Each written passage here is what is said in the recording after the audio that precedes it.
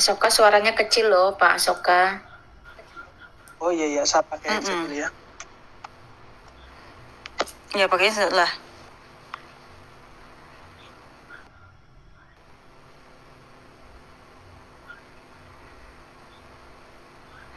Yang di belakang itu apa yang tergantung itu, Kak? Apa tuh Mika? Di dinding.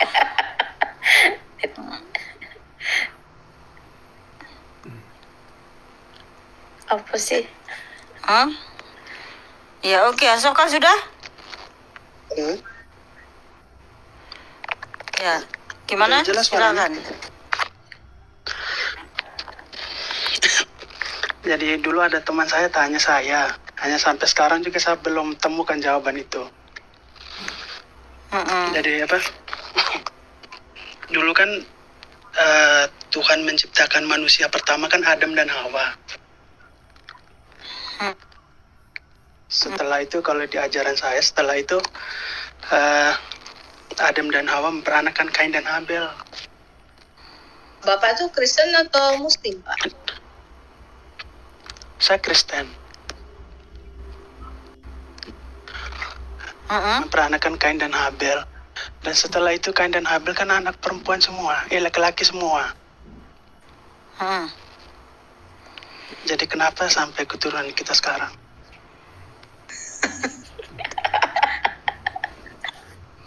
Boleh saya jawab singkat? Ya, silakan, Kak. Bapak baca lagi dong, Pak, di Kejadian 5 ya. Adam dan Hawa itu memperanakan banyak anak laki-laki dan perempuan.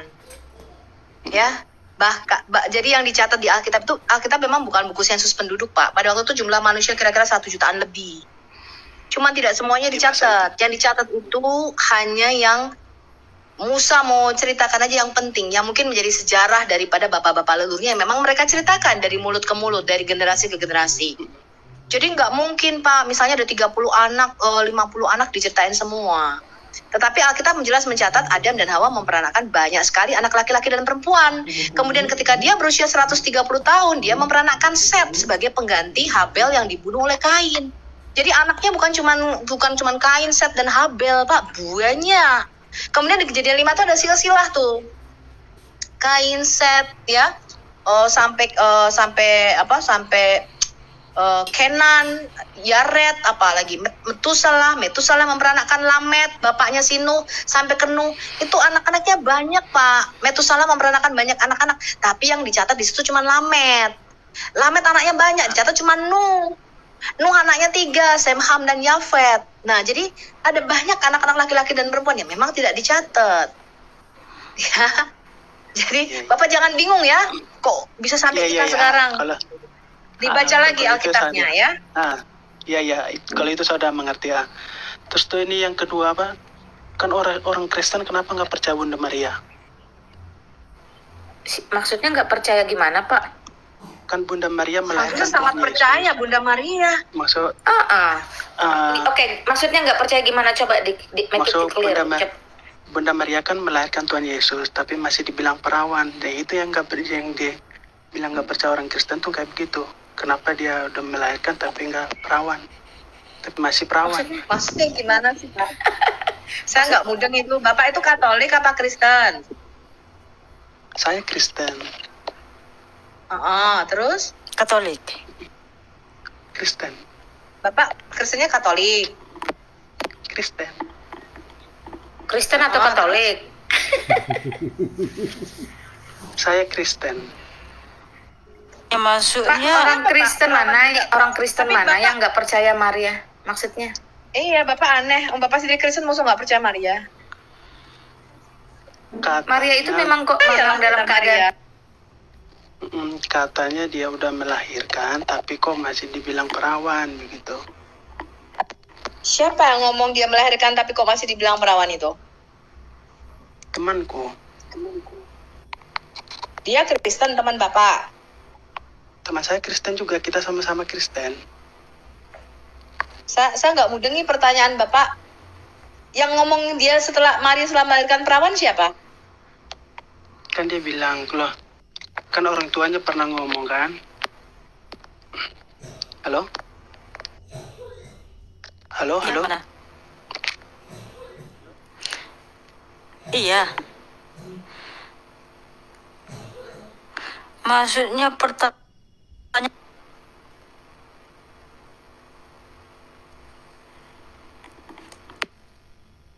Hati yang perawan. Loh, suara saya ada nggak sih teman-teman?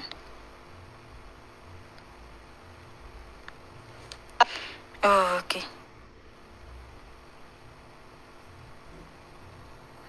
Iya, Ken Bill, selamat malam. Selamat malam, Halo, Kak Ken Bill. Midana, Ibu Sofi. Iya, Halo. silakan. Ada yang mau ditanya Ya. atau gimana nih? Sebelumnya saya mau berterima kasih udah dinaikin. Soalnya biasa saya lihat Bu Sofi. Jadi ngefans sama Bu Sofi. Ada yang mau saya tanyakan. Saya Kristen tapi pernah mengikuti dialog begitu. Terus yang tetangga ada mengutip dari Kisah Para Rasul 13 ayat 23. Kalau saya bacakan. Dan dari keturunannya lah sesuai dengan yang telah dijanjikannya, Allah telah membangkitkan juru selamat bagi orang Israel. Nah, jadi dia bilang, berarti bagi orang Israel doang dong, bukan seluruh orang umat di dunia. Itu kira-kira tanggapannya gimana? Terima kasih. KPR berapa tadi? Kisah Para Rasul 13 ayat 23.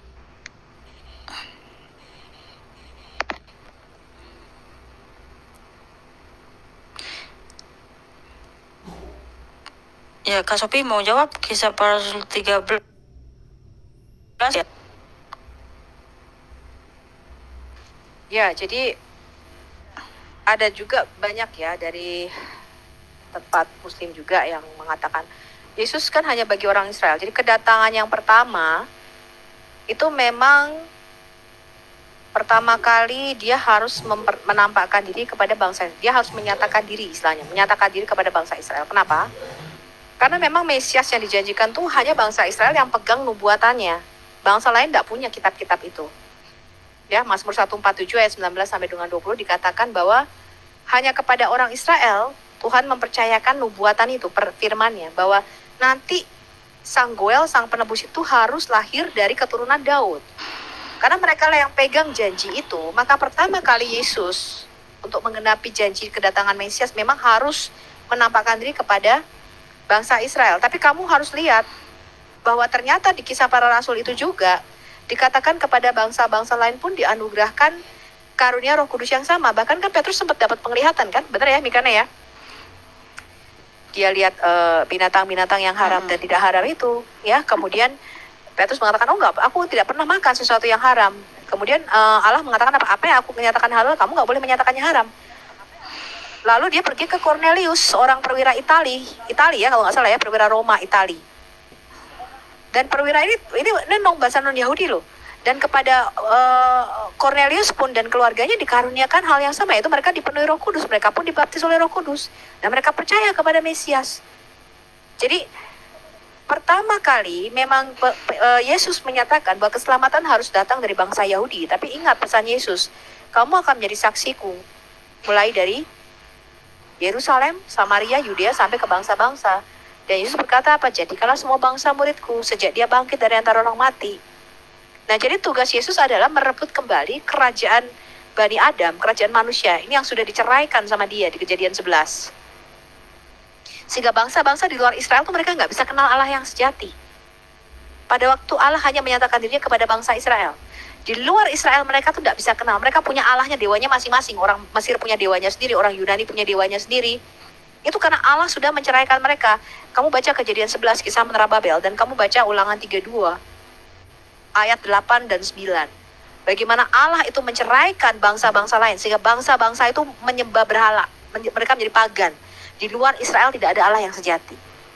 Nah, ketika Yesus hadir, dia bangkit dari orang mati, maka Yesus memberikan mandat kepada eklesia, kepada gerejanya, apa? Masukkan kembali itu. Take back, tarik kembali, caplok kembali, ya. Kerajaan Bani Adam yang sudah diserahkan kepada kerajaan iblis. masukkan mereka kembali, cangkokkan mereka kembali ke dalam kerajaan Allah. Makanya kamu baca di Roma 11, Rasul Paulus mengatakan apa? Kita bangsa non-Yahudi, bangsa Goyim ini dicangkokkan ke dalam pokok zaitun sejati, ke dalam getah yang sama, yaitu akar iman kita, yaitu Yahudi. Ya, saya rasa itu sih cukup simpel ya kalau kita menjawab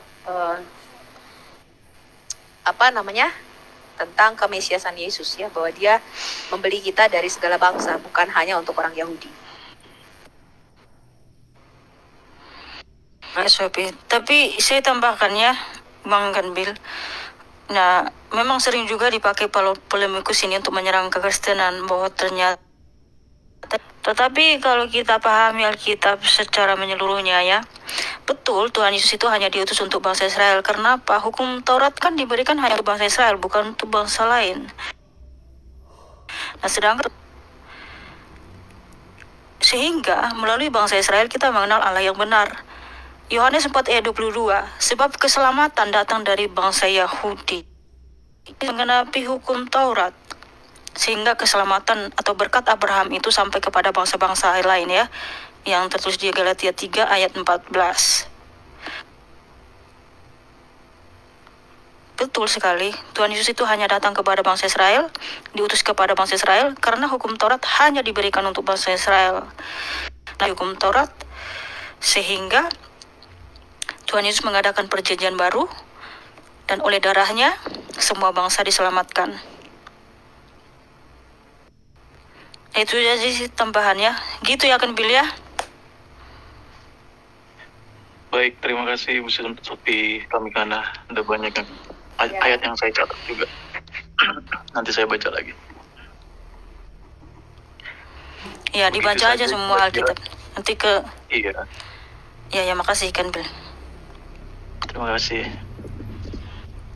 Iya, makanya saya heran ada orang polemikus ya kan, kalian nggak menjalankan hukum Taurat. Malah heran kan, sejak kapan hukum Taurat diberikan kepada orang ini? Udah nggak ada hukum Tauratnya, paling tahu pula hukum Taurat. Dia nggak tahu hukum Taurat bukan untuk bangsa lain. Oke, selamat Nifa Asoko. Nifa Aso.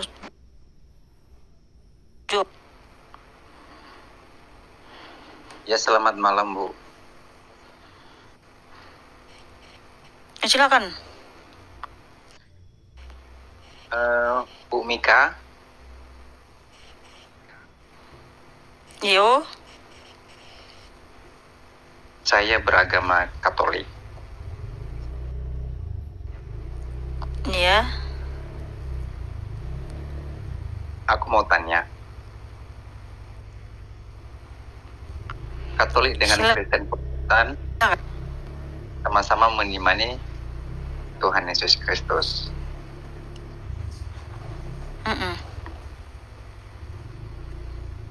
Tetapi kenapa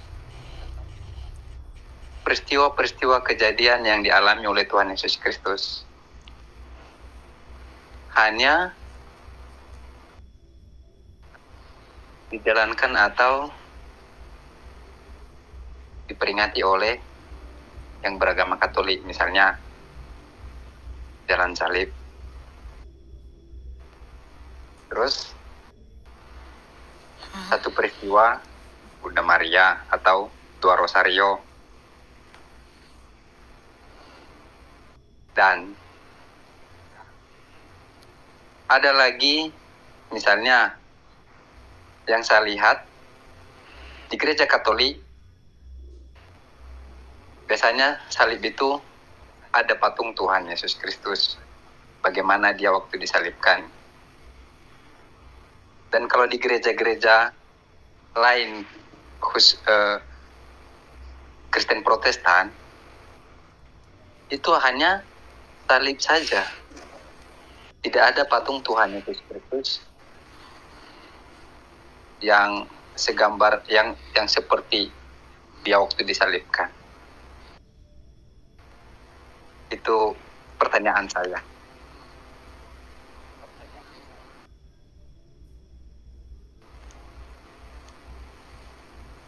Ya, pertanyaannya kenapa nggak ada gitu ya di Protestan, nggak ada ke patung gitu? Ada 3 pertanyaan saya itu, Bu. Nggak ada patung. Yang tadi pertama apa? Pertama, kenapa peristiwa yang dialami Tuhan Yesus Kristus yang merayakannya atau yang menjalankannya hanya agama Katolik, Kristen Protestan tidak, sepertinya jalan salib. Yang kedua, Oke, yang Satu pertama aja dulu, Pak. ya, kok yang merayakan pengorbanan Tuhan Yesus di atas kayu salib? Tidak. Semua Bukan. Kristen merayakan itu. Jadi apanya? karena kalau di Katolik, Bu, ada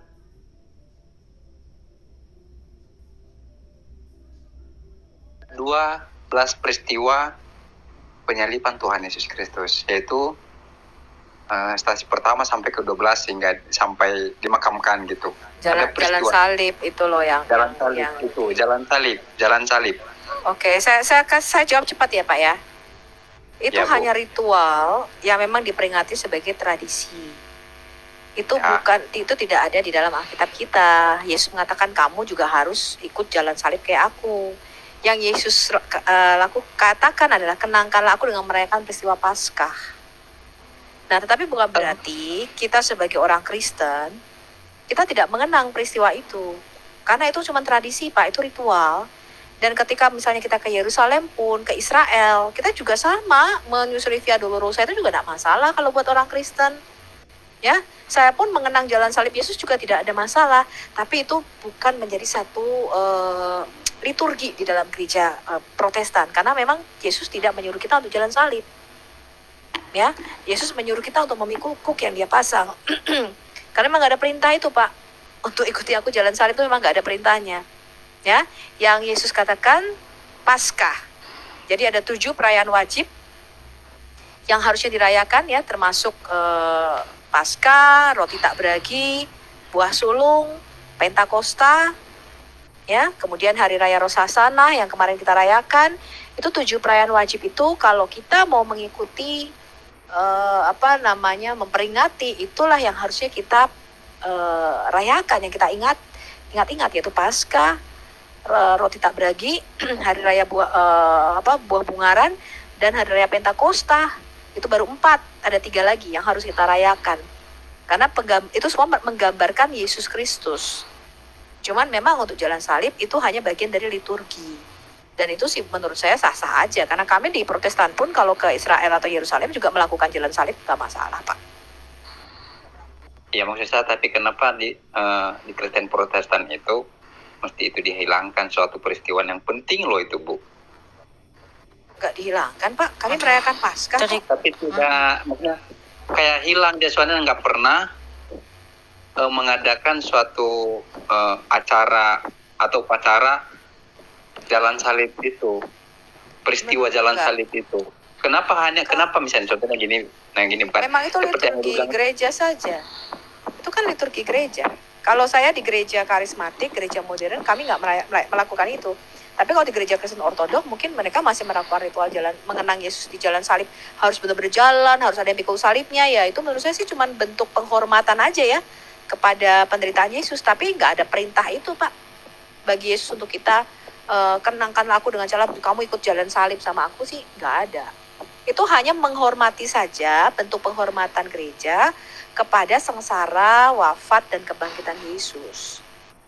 Kalau buat saya itu tidak masalah, tapi tidak ada perintah itu. Jadi kalau Kristen Protestan pun tidak melakukan jalan salib seperti yang Bapak harapkan, itu juga nggak masalah. Yang pasti kami merayakan peristiwa Paskah. Kami tahu Yesus sengsara, wafat, mati bagi dosa-dosa kami, dan bangkit pada hari yang ketiga.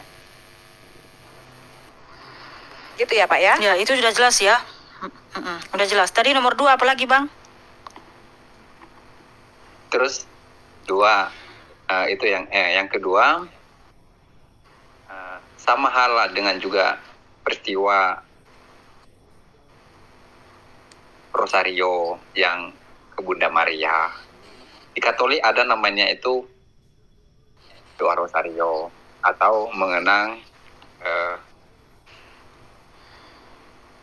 jasa-jasa Bunda Maria atau jasa-jasa Bunda Maria atau pengorbanan Bunda Maria, penghormatan terhadap Bunda Maria.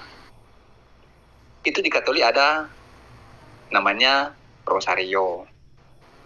Tapi di Kristen Protestan pada umumnya, karena Kristen Protestan ini kan gerejanya ini kan beda-beda banyak cabangnya ini. Kalau Katolik kan cuma satu ya, di Apostolik. Kalau Kristen Protestan banyak ya. Jadi aku, karena saya bergaul lah sama pendeta-pendeta gereja mana, saya suka bergaul. Jangankan sama-sama kita masih, walaupun Katolik dengan Kristen Protestan beda, tapi ya katakanlah seiman ya kan.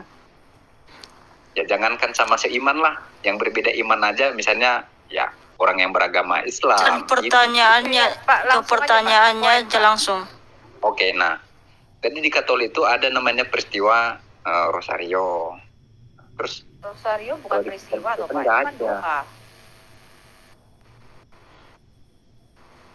Gitu. Rosario kan bukan peristiwa kan Ya doa. kami ya Bunda Maria, kami percaya Bunda Maria itu adalah wanita yang terpilih ya di seluruh dunia ya. Makanya Bunda Maria menyatakan semua keturunan akan berbahagia. Kenapa? Karena dia wanita yang terpilih gitu loh.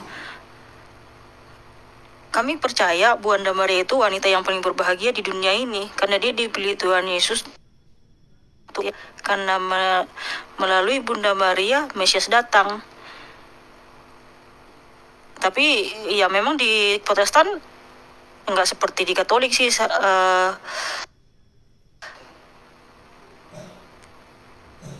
Minta doa sama Bunda Maria kan? Pak Nifa, mungkin Pak Nifa belum belajar sejarah gereja. Protestamen itu muncul karena memang moto daripada semangat agama Protestan pada waktu itu adalah kembali ke Alkitab. Itu yang Pak Nifa harus belajar dari sejarah gereja. Ya, saya tidak alergi dengan tradisi. Tetapi mengapa gereja Protestan tidak melakukan hal-hal seperti itu? Karena memang semangat dari gereja Protestan adalah sola scriptura, kembali ke Bible, kembali ke Alkitab. Apa yang tidak ada di Alkitab, ya semangatnya adalah pada waktu itu ditolak. Jadi jawaban saya mudah itu aja, nggak ada di Alkitab, yaitu ditolak oleh gereja Protestan. Ya, karena semangat dari gereja Protestan adalah pada waktu itu ada tradisi yang melenceng dan kemudian mereka melakukan satu istilahnya petisi ya. Waktu itu ada 50 kalau nggak salah 50 atau 51 petisi itu Martin Luther ya kalau saya nggak salah itu melakukan petisi untuk kembali semangatnya adalah back to the Bible, kembali ke Alkitab. Ya. Nah, tetapi apakah itu keliru? Saya rasa itu bentuk Anda menghormati Bunda Maria sih, silakan saja Pak ya. Tapi kalau Bapak tanya jawabannya kenapa, ya itulah bedanya Protestan dengan Katolik. Kalau sama ngapain beda gitu kan?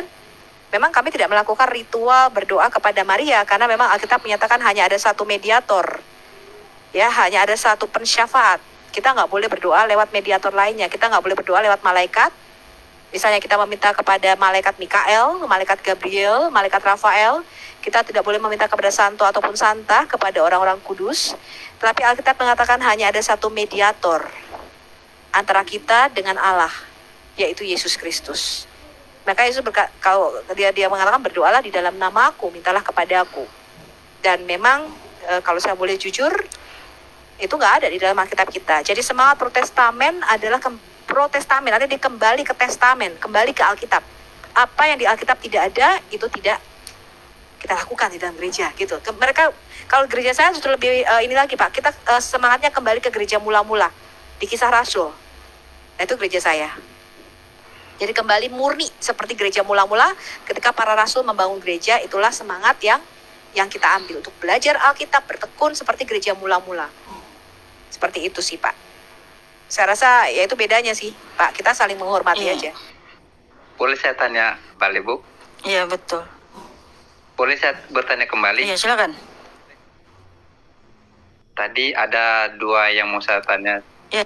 dari penjelasan Ibu tadi. Satu, terbentuknya Kristen Protestan. Sejarah ya tadi ya. Sejarah gereja apa sejarah gereja ya, Kristen Protestan ya? Ya, mulai terjadi skisma besar tahun 1054 itu, kemudian baru zamannya Martin Luther ya.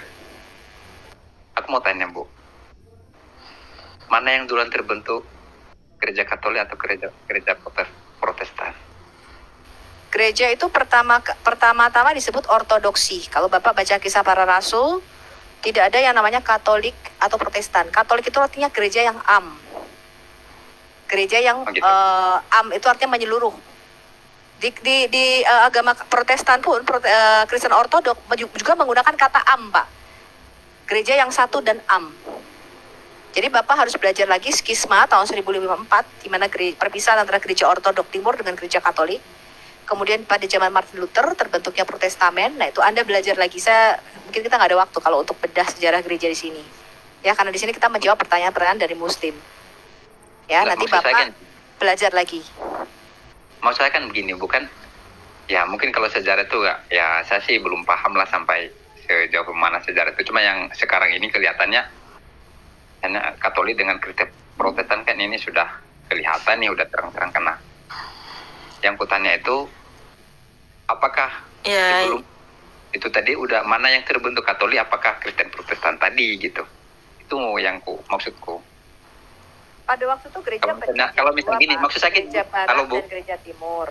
Kalau Bapak mengatakan Protestan adalah Martin Luther, maka Martin Luther itu baru kira-kira tahun 1500-an keluar dari gereja Katolik, ya. Tapi setelah itu ada banyak lagi aliran-aliran. Kalau Bapak mau pelajari itu ada di video saya, ya, bagaimana gereja itu terbentuk. Ada aliran karismatik, aliran Pentakosta, nah itu nanti terpecah lagi. Ada aliran Anabaptis di situ, ya. Seperti itu ya Pak ya. Oke, nah terus yang ini tadi. ya, oke. Boleh saya tanya lagi Bu? Halo?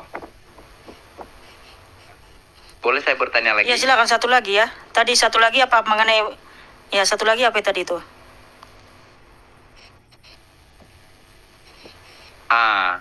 Tentang salib. Kenapa di Katolik di salib itu ada patung Tuhan Yesus Kristus, dan di Kristen Protestan pada keseluruhannya Kristen Protestan karena banyak ininya selalu tidak ada patung Tuhan Yesus Kristus. Jangan hanya salib aja.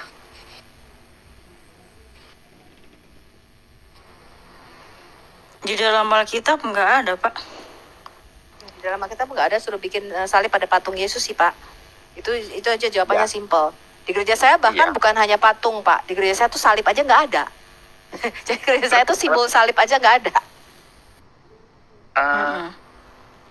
Di gereja, tapi setahu aku gini Bu, Karena- ya, setahu aku di mana-mana ada gereja itu selalu ada Enggak, itu salib. gereja saya gereja karismatik nggak ada. Salib aja nggak ada kok di gereja saya. Karismatik. Jadi gini Pak, kita sebenarnya walaupun nggak ada tanda salib itu di gereja dan bahkan patung Yesus di salib itu nggak apa-apa. Karena apa? Nggak ada ajaran, nggak ada perintah atau apa yang disuruh Tuhan Yesus untuk mengingat bahwa dia pernah memberikan pengorbanan di atas kayu salib, ya. Dia memberikan tubuh dan darahnya di atas kayu salib untuk pengampunan dosa, ya, yaitu pada waktu penetapan perjamuan malam, ya, di Lukas 22 ayat, Di surah Lukas. iya, Lukas 22 ayat 19, ya. Roti mengucap syukur, memecah-mecahkannya dan memberikannya kepada mereka, katanya, inilah tubuhku yang diserahkan bagi kamu, perbuatlah ini menjadi peringatan. Setiap kali kita melakukan perjamuan kudus, Pak, yaitu memakan roti dan anggur, itu kita sudah mengingat bahwa Tuhan Yesus pernah memberikan tubuh dan darahnya di atas kayu salib. Jadi yang tidak diajarkan Tuhan Yesus, mengapa kita lakukan? Yang diajarkan Tuhan Yesus lakukanlah perjamuan kudus untuk mengingat bahwa dia pernah mati dan bangkit dari yang ketiga. Bu, Iya, Jadi gitu ya Pak, singkat aja jawabannya. Iya, gitu aja ya Pak ya. Jadi sebenarnya nggak usah ditambah-tambahin silakan. Pak. Tradisi-tradisi itu memberatkan kita ya. Sama seperti di dalam Alkitab, orang ahli-ahli Taurat dan orang-orang Farisi itu menambah-nambahkan, memberat-berati dengan beban-beban yang berat kepada orang Israel. Ditambahin harus begini, nggak boleh begitu, tradisi, pokoknya ini harus ini nggak boleh tahir, itu haram, ini halal, itu haram, ini halal. Pusing mereka dengan semacam peraturan-peraturan itu. Kenapa? Karena mereka menambahkan tradisi-tradisi kepada apa sebenarnya yang Tuhan tuh nggak perintahkan. Itulah yang ditegur oleh Yesus. Ya, Bu, kamu itu sudah menambah-nambahkan tradisi-tradisi di mana firman Tuhan nggak ada, Tauratnya nggak ada. Ya, jadi kalau saya rasa Pak, Anda harus mencapai pada satu level bukan cuma ritual. Kenapa nggak ada doa rosario? Kenapa nggak ada patung salib? Esensi kekristenan bukan di patung salib atau di doa rosario Pak. Saya bisa pakai hijab dan hati saya bentuk Kristus, no ya problem. kan ya. Bu, Karena inti dari kekristenan adalah lahir baru, mencerminkan Kristus di dalam hidup kita, dan kita hidup bagi Kristus, mati adalah keuntungan. Jadi bukan outward, bukan yang luar apa yang dilihat manusia. Oh kalau ada patung salib besar, berarti saya benar-benar Kristennya sejati nih. Ya kalau saya ikuti jalan salib, berarti saya benar-benar Kristen. Kalau yang nggak jalan salib itu berarti Kristen kafir. Itu bukan esensi Pak. Kekristenan itu adalah hati, inward, bukan outward. Nggak ada saya ngomong kayak gitu, Bu. Nggak ada saya ngomong kayak gitu. Iya, Itu saya jangan menjelaskan. Bukan, saya menjelaskan bahwa hal-hal gitu nggak Bukan penting. itu juga, Bu. Bukan itu juga Iya. penjelasannya, Bu. Iya, tapi itu nggak penting, Pak. Itu Iya, nggak penting. begini, Ada iya, patung betul. salib, tidak ada Gini, patung Pak salib itu Sopo, tidak Pak penting, Nifa. Pak. Itu bukan esensi kekristenan. Halo, Bu. Oh, maaf ya, gini. Saya nggak apa-apa kan saya agak keberatan sedikit karena penjelasan Pak, Ibu Pak. itu bukan Saya kasih tahu penjelasan. Bapak bahwa Ya. bagi orang Kristen yang penting itu bukan patung salib atau ada salib. Yang penting itu hidupnya pikul salib, tidak. Yesus nggak berkata begini, buatlah patung salib dan ada aku loh ya patungnya di situ. Yesus mengatakan apa? Pikul salibmu, sangkal dirimu. Jadi kita Kristen itu bukan Bapak tanyakan, kenapa di sini ada patung salib, ini nggak ada patung salib, itu nggak esensi Pak. Yang esensi apakah hidup kita ini benar-benar pikul salib seperti Yesus. Karena itu perintah Yesus yang utama, pikul salib bukan buat salib ya. Saya rasa Tapi- itu jawaban saya ya Pak. Emangnya setiap Kristen juga memikul salibnya seperti Yesus? Iya Pak, itu yang diperintahkan Yesus, bukan suruh bikin patung salib atau patung salib yang ada Yesusnya. Ya, ngerti ya Pak ya? Iya.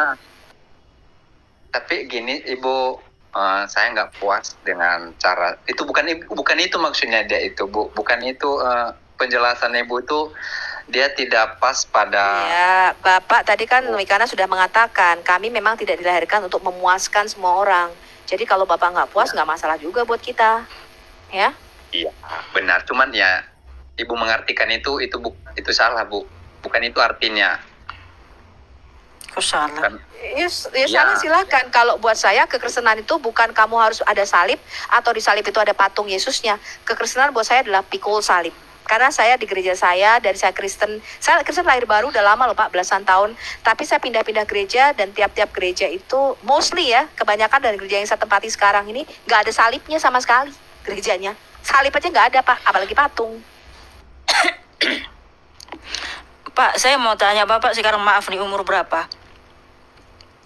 saya Karena umur 30 gini loh. Umur berapa?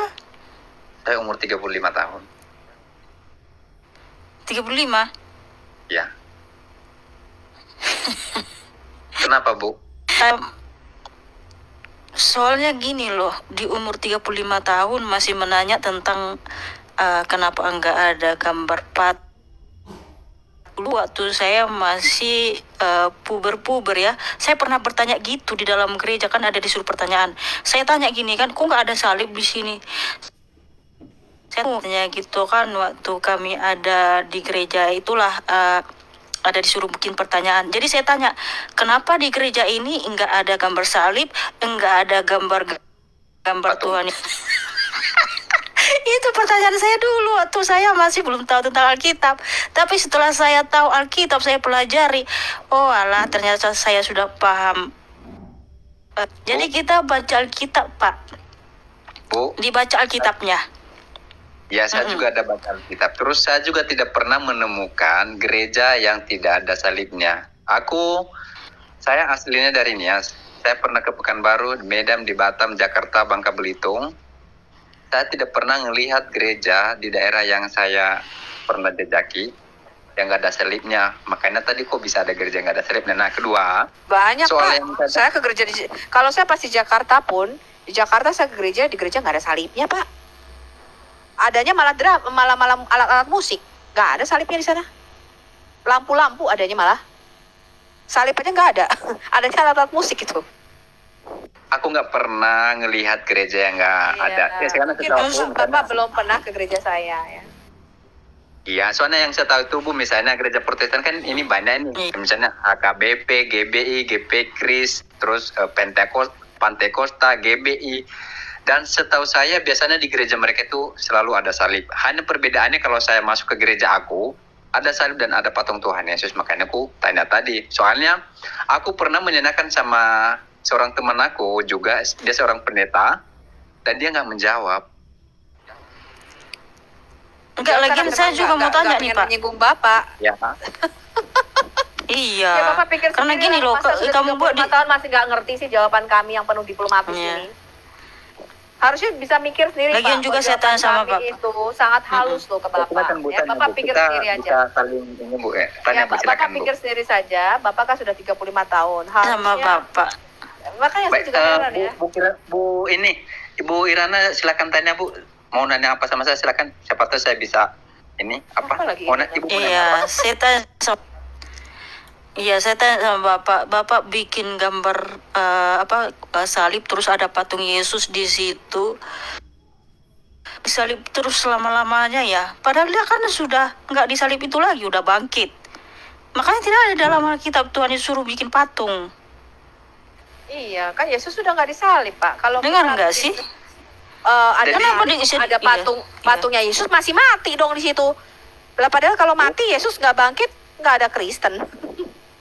Itu kan bukan orang, itu kan cuman patung, perumpamaan Bu. Iya, tapi iman kita itu bukan pada Perumpamaan Yesus yang gimana? tergantung di salib, Pak. Yesus itu Ini sudah Bu, bangkit. saya jelaskan. Siapa ini yang Gini aja, Pak. Aduh kelamaan dah kalau ini ya. Bapak mau ke gereja yang ada patung salibnya juga nggak masalah buat kita. Hanya kita kasih tahu saja bahwa kami iman Kristen nggak ada patung di gereja saya, bahkan salib aja nggak ada. Mimbar saya tuh bersih Pak, nggak ada apa-apanya kecuali alat musik. Ya patung salib aja kagak, gambar Yesus aja nggak ada Pak di gereja saya. Bapak percaya nggak? Bu, apakah Ibu ini gereja Kristen misalnya? Karena gini, Pak, gini saja, gini saja, Pak. Saya nggak mau berlama-lama. Kita itu kembali ke Alkitab saja. Mana yang diajarkan Tuhan Yesus itulah lakukan ya. Oke, gantian dulu sama yang lain. Ya disuruh Tuhan Yesus dong. Nggak ada disuruh Tuhan Yesus, kenapa kamu lakukan? Iya. Oke, gitu aja dulu ya teman ya. Baik, makasih. Kamu bikin gambar Yesus tetap disalib. Emangnya Yesus di situ terus? Nanti Kita udah Pak, menang. kapan-kapan saya ajak tur aja ke gereja yang nggak ada salibnya biar Bapak nggak bingung. Bu, saya ada di Bangka Belitung. Mika, thank you Mika, Tuhan- sorry saya keluar masuk. Yesus, ya, suruh kita zaman kudus untuk mengingat bahwa Tuhan Yesus pernah memberikan keselamatan di atas kayu salib. Itu yang disuruh lakukan.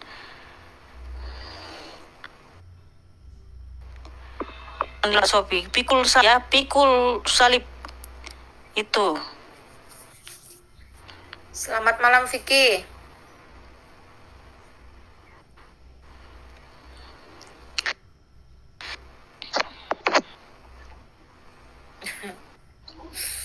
Aduh, John ketemu di sini, selamat malam. Saya menyapa duluan. Ya, Iya Terus, tadi selamat malam. Tadi Mika saya ada buka live 2 jam lebih ya. Ya biasalah, saya suruh bergeser ke sini nggak ada yang mau. Jadi saya tutup ruangan saya. capek saya menjelaskan mereka. Saya dipaksa telanjang. Ya, sebelum begitulah, harus pas sabar. gerud. Tapi saya mulai membuka room pokok doa. Jadi teman-teman yang perlu didoakan saya akan masukkan ke dalam list doa syafaat setiap subuh. Itu aja sih saya pikir tadi.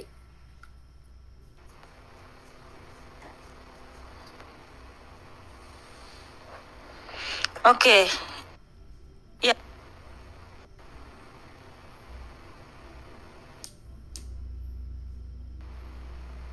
Bon.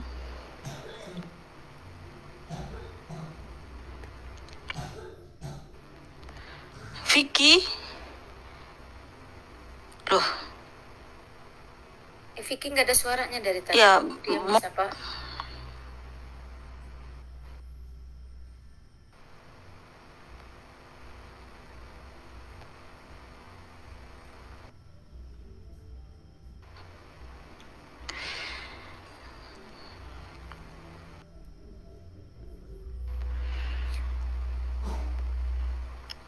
Naikin yang muslim. Kalau mereka nggak minta ngapain?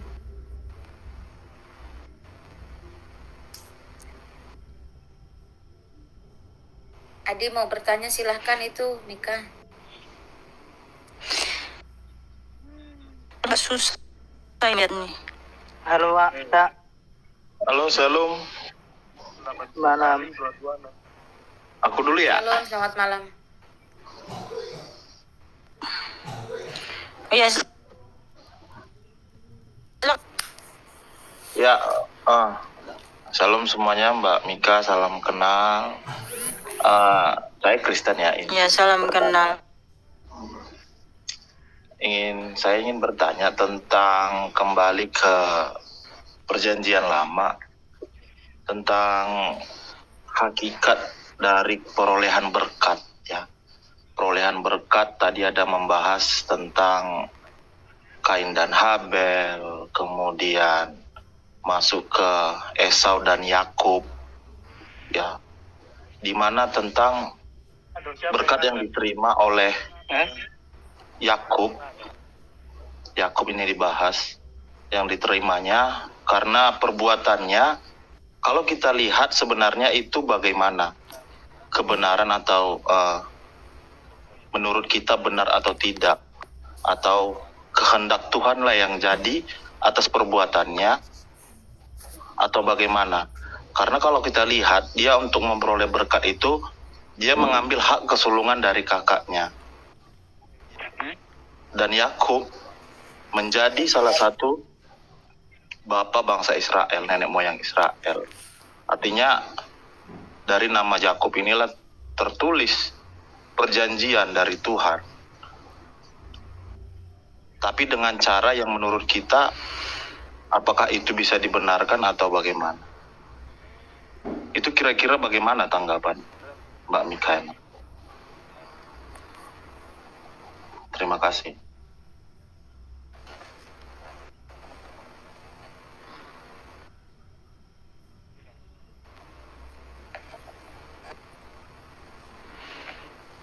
Ya gimana tadi pertanyaannya?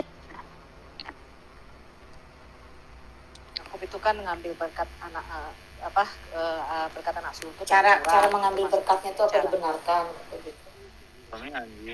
Nah, kamu mau jawab? Ya silakan. Aku jawab ya. Yang pertama begini Pak, yang namanya berkat anak sulung itu Tuhan sangat menghargai sekali. Makanya saya rasa Tuhan melihat hatinya Yakub. Bahkan sebelum anak itu lahir, masih di dalam rahimnya Ribka. Ketika Ribka berdoa kepada Tuhan, Tuhan bilang begini, ada dua bangsa di dalam rahimmu, anak yang muda akan lebih berkuasa daripada anak yang tua. Jadi Tuhan sudah bisa melihat jauh ke depan. Bahkan dia mengatakan, aku mengasihi Yakub dan aku membenci Esau. Yang pertama adalah, Yakub itu mengejar berkat kesulungan. Artinya apa? Dia mengejar berkat rohani. Dia mengejar double portion yang dari Tuhan itu. Tetapi caranya dengan cara apa? Dia tipu si Ishak. Dia sudah juga membayar harganya Pak. Dia sendiri ditipu oleh Laban sampai 10 kali. Berkali-kali upahnya diubah. Bahkan ketika dia kawin, udah malam pertama nih, Ya, dia pikir dia kawin udah semangat-semangat 45, kawin sama Rahel, pagi-paginya, yang dia si Lea. Gue kalau tiap kali baca itu gue paling geli sekali. Dia, wah gitu tiba-tiba, loh kok Lea gitu kan istrinya, bukannya Rahel. Ya, terus Laban berkata, genapi dulu 7 hari perkawinan dengan anakku Lea, baru nanti aku kasih Rahel.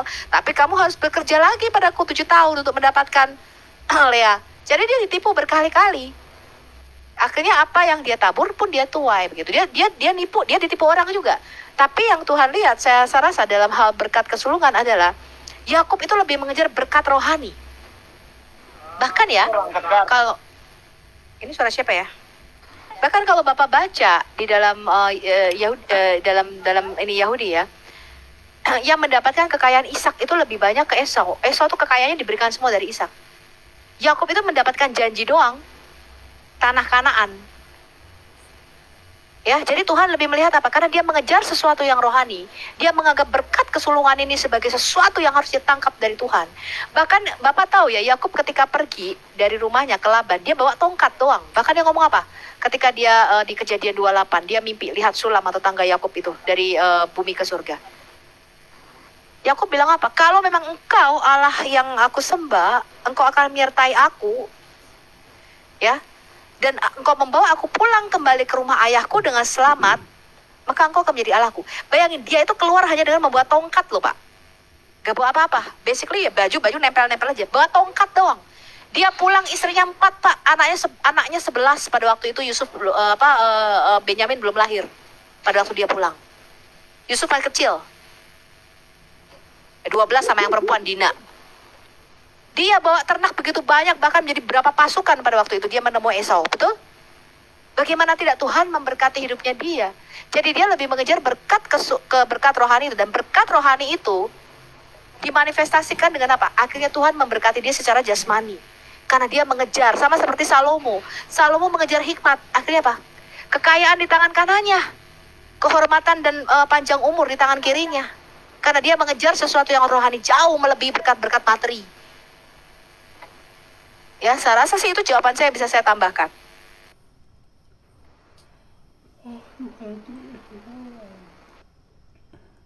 Oh, makasih Kak Sophie. Ya itu ya Om John ya.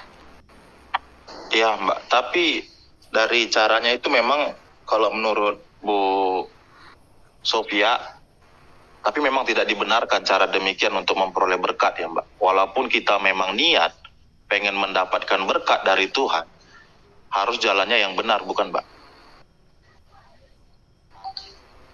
Pak, kalau Bapak terapkan itu, ya kita orang Kristen, oh boleh nggak gua nipu orang kalau gua bisnis? Ya tentu saja nggak boleh lah Pak. Maknanya bukan itu Pak. Ya, ketika Yakub itu dia istilahnya nyerobot berkat kesulungan itu dari Esau, itu dia bukan seperti yang Bapak ambil maknanya, oh kalau gitu boleh dong kita mendapatkan berkat dengan cara nipu, dengan cara korupsi, dengan cara nyuap. Nggak boleh Pak. Saya pun orang bisnis, saya pun orang marketing, saya nggak pernah nyuap Pak. Saya juga nggak pernah nipu duit orang sampai sekarang ini. Ya, Mika, gimana jawaban kamu? Saya tambahin Bu Sophie boleh? Silakan Malina. Oke. Jadi itu justru kalau mau berkiblat pada kisahnya Yakub itu justru kita melihat buah dari penipuannya itu. Jadi jangan melihat bagaimana cara mendapatkan berkat dengan menipunya untuk bisa dicocoki logi untuk kita aplikasikan sekarang. Justru buah dari penipuan itu siap atau tidak, sanggup atau tidak. Artinya apa yang tadi Bu Sophie sampaikan udah clear. Tabur tuainya ada. Sedangkan makna yang mau ditekankan sebenarnya bukan praktikal tipu sama enggaknya. Jadi kayaknya Bapak ini mau kalau kita memaksakan, jadi mau cara membenarkan Bu Lina. Ya boleh. Membenarkan. Kan Yakub juga begitu, nipu orang, boleh dong kita nipu. Itu maaf ya kalau saya sampaikan itu sama seperti sekarang, itu sama seperti ketika saya jadi mu'alaf itu memperkatakan bahwa 4 Hawa boleh dengan 1 Adam. Saya bilang pada mulanya Allah tidak seperti itu loh. Salomo banyak, Daud lebih dari 1 dan sebagainya. Lah itu kan pembenaran. Kenapa? Karena Allah tidak pernah menyuruh dan tidak pernah membenarkan itu. Manusia punya keputusan sendiri, tapi kan ada sebab akibat. Lalu jangan membenarkan, memaksakan untuk itu menjadi sebuah kebenaran karena tercantum atau kita dapati di sebuah Alkitab gitu loh. Nah ini sih kemarin yang saya juga bentur sama mereka. Ya kalau Yakub melakukan itu, jangan tipu-tipunya yang Jangan kita contoh Yakub ada di itunya, Pak. Alkitab lalu tipunya boleh gitu. Ya enggak. Terus lah. kalau Bulina, kalau Salomo aja 1.000, kalau gue cuma 4 kan masih mending, masih kalah jauh. Nah malah begitu ntar jadinya. Makanya saya bilang. Maksudnya begini Mbak. Tapi perjanjian itu kan terletak ya sampai keturunannya jauh dari Yakub, ya. Perjanjian Tuhan itu jadinya jadi kenapa nggak jadi dari si Esau? Kalau memang, tapi ya itu menurut saya sih ya. Sudah jelas Pak jawabannya. Dia menganggap rendah hak kesulungan. Jawabannya jelas. Dan Tuhan membenci dia karena hak kesulungan itu berkat rohani, Pak. Makanya bahkan orang Yahudi percaya, orang Yahudi percaya ketika Ishak mati itu semua harta benda duniawinya pada waktu itu dibagi. Yakub itu nggak mau ngambil. Dia bilang, aku mau mendapatkan tanah Kanaan. Nanti keturunanmu Esau jangan ngutik-ngutik ya kalau keturunanku itu nanti menempati tanah Kanaan. Jadi dia tuh percaya banget Pak pada janji Tuhan bahwa suatu nanti, kan itu janji tanah Kanaan itu sudah diberikan sama Abraham kan? Abraham, Ishak, terus suruhnya ke Yakub. Jadi Yakub itu memilih pada waktu Ishak mati. Ini orang Yahudi punya cerita ya. Pada waktu itu dia mesti milih, kamu mau harta kekayaannya Ishak ketika Ishak mati, apa mau tanah Kanaan? Yakub pilih apa? Gue nggak dapat harta kekayaan, tapi aku dapatkan janji bahwa keturunanku akan menduduki tanah Kanaan. Tapi kalau keturunanku sampai tanah Kanaan, kamu bangsa keturunanmu, maksudnya bangsa Edom, nggak boleh utik-utik ya. Jadi mereka buat satu kesepakatan Pak pada waktu itu. Jadi Yakub itu lebih menghargai bahwa janji Tuhan yang diberikan kepada Abraham, Ishak itu dia sangat menghargai turunan ke dia, dan bahkan dia menubuatkan dari Yehuda Mesias itu akan lahir. Tongkat kerajaan itu tidak akan beralih dari Yehuda. Jadi dia percaya banget, dia lebih menghargai janji Tuhan secara rohani ini dibandingkan dengan harta duniawi yang diwariskan Ishak. Ishak kaya raya pada waktu itu, kurang apa? Abraham aja kaya, apalagi Ishak. Ya, Ayub itu salah satu keturunan Edom, salah satu keturunan Esau, generasi kelima dari Esau. Dan itu orang terkaya di daerah Luz. Bayangin aja kalau satu anaknya ini orang terkaya, apalagi kekayaan Esau, bangsa Esau pada waktu itu. Tapi apa? Tuhan despise, Tuhan membenci. Sama seperti ketika Tuhan mengatakan aku tidak mau Ismail ditolak. Aku menolak Ismail. Walaupun aku memberkati dia. Ya kan? Ismail aja ditolak, Pak, di hadapan Tuhan. Aku akan berkati, tapi aku tolak, nggak mau. Karena apa? Perjanjianku akan aku adakan dengan Ishak, bukan dengan Ismail. Saya rasa itu cukup jelas ya. Yakub lebih memilih sesuatu yang rohani dibandingkan sesuatu yang jasmani. Memang di awal perjanjiannya memang ditetapkan ke Yakub ya Bu ya. Bukan ke Abraham. Sajak di dalam rahim itu sudah dinubuatkan. Kalau tadi kita membaca dan menyimak, bukan di Esau-nya itu maksud saya. Artinya memang sudah ditetapkan di si Yakub pada saat di kandungan. Tapi mungkin jalannya bukan ditetapkan, Pak, bukan ditetapkan. Jadi Allah itu bisa melihat ke depan. Belum terjadi dia sudah bisa tahu. Bahkan sebelum anak-anak itu lahir, dia sudah tahu nih nanti anak yang muda bakal jadi tuan, bakal jadi lebih kuat daripada anak yang tua. Bukan dia pilih kasih terus Esau ini. Bahkan kan di Alkitab kita dikatakan Esau keturunan Edom, kalau kamu berusaha dengan sungguh-sungguh mencari Tuhan, mereka juga akan menemukan Tuhan. Itu kan ada nubuatannya di Zakaria ya kalau nggak salah. Bukan. Sebelum kitab Amos, Yoel kalau nggak salah. Ya. Itu Esau ada Pak dinubuatkan. Kalau mereka keturunan Edom sungguh-sungguh mencari Tuhan, mereka juga akan menemukan Tuhan. Bahkan mereka percaya bahwa kita inilah Goyim ini adalah bangsa Edom, keturunan Esau dari bangsa-bangsa non-Yahudi. Yang mana Tuhan juga mengasihi, gitu. Bukan membenci, tapi memang dia sudah memilih Yakub dan keturunannya untuk menduduki tanah Kanaan. Iya, berarti semenjak di kandungan memang dia Tuhan sudah melihat ke depan, artinya sudah tahu. Dan ya, Tuhan sudah tahu, betul. Ya itu. Itu kita telah manja ini. Ya. Anak manja silahkan. Ya, halo Kak. Halo Kak. Ya, silakan. Halo, selamat malam. Malam. Halo. Boleh bertanya nggak, Mbak? Silakan anak Dengan senang manja. hati. Boleh bertanya nggak? Itu Silakan. kalau pastor sama uskup, suster itu kenapa nggak bisa menikah, Mbak? Coba jelasin itu. Kamu Muslim apa Kristen apa apa? Katolik. Katolik pun Cuman masih kan tanya aku sama pengen pastor tahu, nggak Mbak. bisa menikah. Nah, kau tanya sudah sama pastormu, pastor, kenapa kau tidak melakukan hukum pertama Tuhan? Berkembang biaklah dan beranak cuculah. Perbanyaklah bumi ini, penuhilah bumi ini. Kau tanya sama pastor kau. Ah, kau ini lagi nih anak manja satu ini. Pertanyaannya Pastor, gimana? suster, kenapa? Soalnya Iya, kan aku kenapa? dengar juga, Mbak, Pertanyaannya agak berat-berat dikit kayak ketuhanan dari orang ini Batak. juga. Kenapa di salib Katanya tidak ada kan patung Yesus? Pendeta juga bisa Kenapa menikah. kenapa pendeta tidak menikah? Kok pendeta bisa menikah, pastor tak bisa? Aduh. Kau tanya sama sustermu saja, suster, kenapa kau tak menikah? Ya?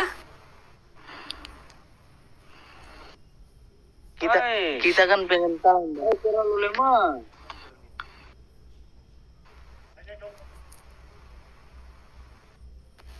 Kalau Kok kamu pengen Katolik? tahu secara anak manja, Iya, kalau kok- kamu pengen tahu secara objektif dan langsung, berhubung kamu sendiri Katolik, tentulah di lingkunganmu pasti ada suster atau pastor toh. Coba kamu bertanya langsung, jadi dia lebih tepat sasaran. Enggak, masalahnya kan, Mbak, aku kan di tempat rantau. Dari dulu aku pengen tahu gitu.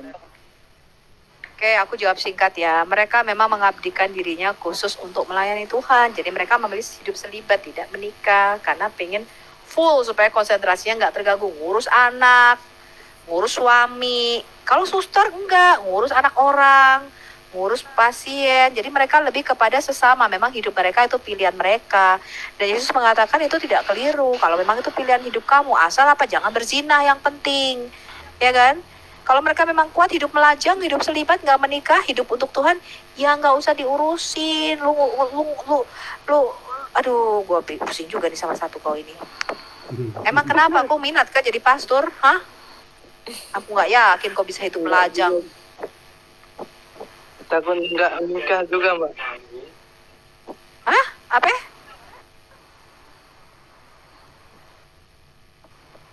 Ngomong apa tadi? Soalnya kan dengar ketemu dulu.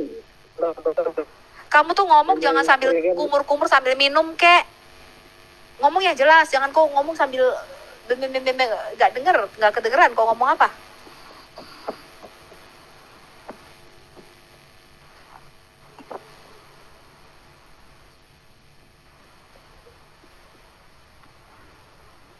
Udah ya pertanyaannya ya, saya rasa udah cukup jelas ya. Udah lah Mika, itu anak manja tuh nggak jelas juga. Ya, makasih, Mbak. Cuman itu Ya, aja. sama-sama. Dan gini, Berkati. iya. Matius ayat 12. Ada jadikan demikian oleh orang lain, berdirikan karena kemauannya sendiri, oleh apakah yang dapat mengerti hendak siap pastor dan suster itu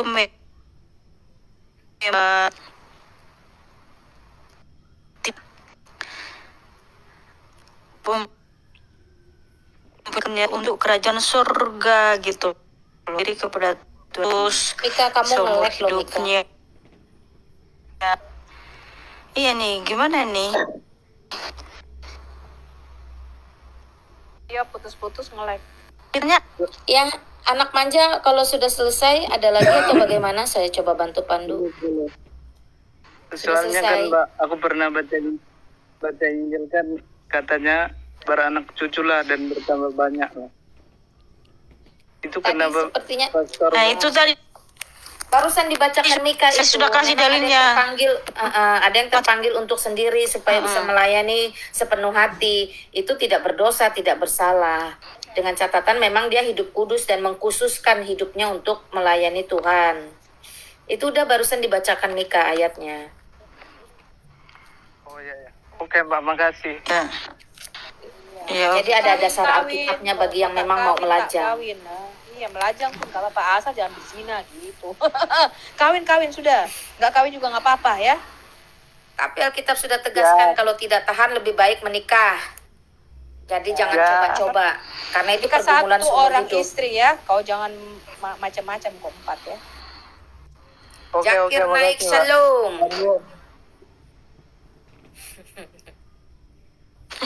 Ya Dias, silakan Dias. Ayo Bang Dias, selamat malam. Selamat malam.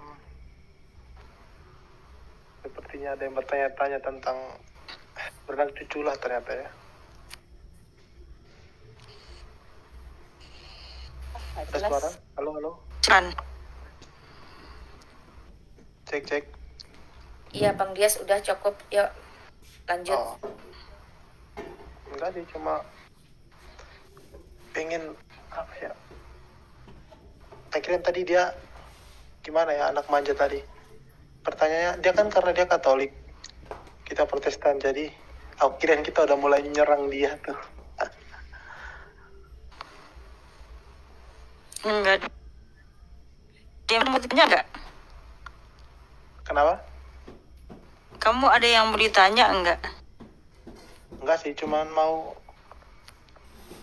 ngurusin tadi sih FMK tentang anak manja tadi. 777, FMK 777 minta naik Mika. Iya, jadi gini. Mak Lina ya. Habis ngelek ini gambar saya Iya, juga saya mau Mika connect juga susah. Nggak apa-apa sampai sini dulu live-nya ya. Lagi kita udah setengah 12 juga di sini.